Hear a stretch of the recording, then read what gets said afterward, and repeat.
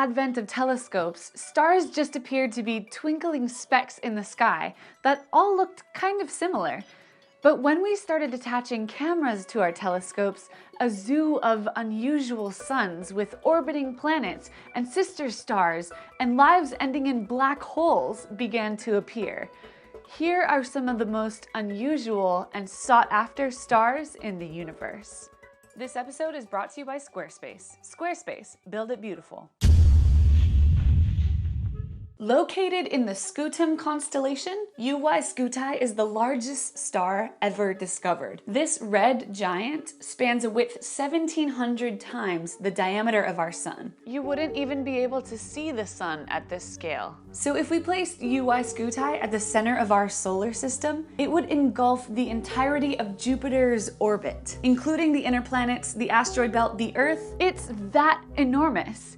Though it's the largest known star by volume, its density is 3,000 times less than Mars's thin atmosphere. It's not the brightest, nor most massive, nor hottest known star. In fact, red giants are typically pretty cool as star temperatures go. UY Scuti was discovered in 1860, but when astronomers re-examined it in 2012, it set the record for largest known diameter. Did I mention it's big? J0523, for short, is the smallest star ever discovered, and possibly the smallest star in existence. This red dwarf star is located 40 light-years away in the southern constellation of Lepus, which is pretty close, but it's so small and dim that you still need a telescope to see it. Shining a mere 8,000th the luminosity of the sun, this star is smaller than Jupiter. It's dim and tiny. But could you go smaller? Could you have a star that fits in the palm of your hand? Well, no. It wouldn't have enough mass to ignite the core and start fusion. That's what separates a star from the objects just lighter than it, the brown dwarfs. J0523 appears to be at the limit of fusion, which we think is around 1/13 the mass of the sun, making it theoretically the smallest possible star. Nicknamed the Black Widow pulsar, this unusual star was discovered in 2012. A pulsar is a special type of neutron star. That is, a star that has collapsed under its own gravity after a supernova explosion, until it is so dense that the neutrons it's composed of are basically touching. But there's more to a pulsar like J1311. They are spinning very fast. When you blinked just now, J1311 spun around 150 times. What makes this pulsar so special is that it's not alone. Orbiting at a distance of less than a round trip to the moon is a small companion star, 10 times the mass of Jupiter. This pulsar is called a Black Widow binary because the pulsar is killing off its companion. J1311 blasts away material from the smaller star as it orbits every 93 minutes. That's less time than you'll probably spend on email today. And as it does so, the companion star gets smaller and smaller until eventually J1311 will be alone.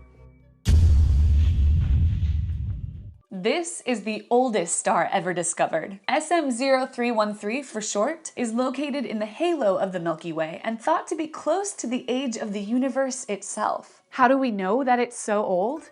Well, the very first generation of stars were made out of the only elements that were around after the Big Bang: hydrogen, helium, and lithium. These stars were massive, tens or hundreds of times the sun's mass. And the bigger a star, the shorter it lives. So they exploded in supernovas, spewing heavy metals into the universe. The second generation of stars incorporated some of these heavy elements when they formed, and they were likely smaller so they could live to the present day. Later generations of stars would contain even more heavy metals as more stars went supernova. SM0313 has the lowest abundance of heavy metals of any star we've ever discovered.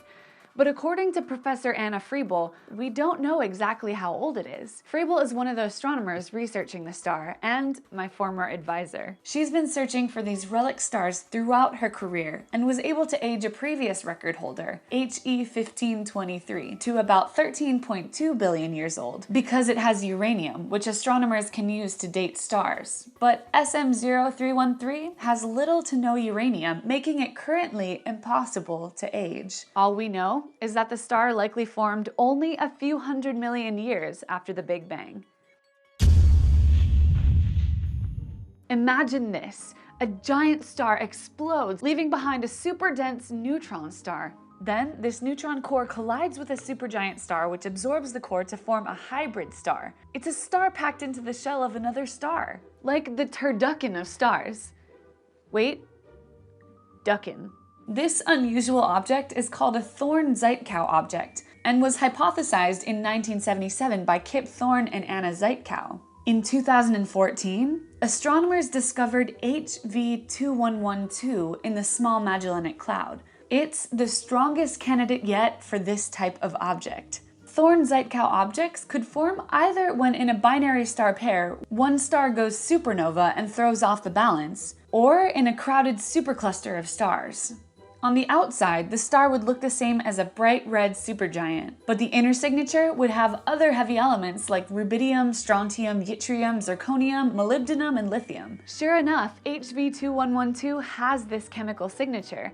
We can't say for sure that it's a hybrid star because new models are needed, but it's a very promising candidate.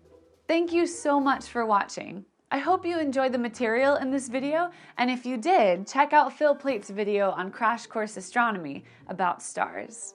This episode of Physics Girl is brought to you by Squarespace. Squarespace lets you build a blog, website, or online store for you and your ideas. Squarespace features a clean interface, custom templates, and 24/7 customer support. Try Squarespace at squarespace.com/physicsgirl for a special offer. Squarespace, build it beautiful.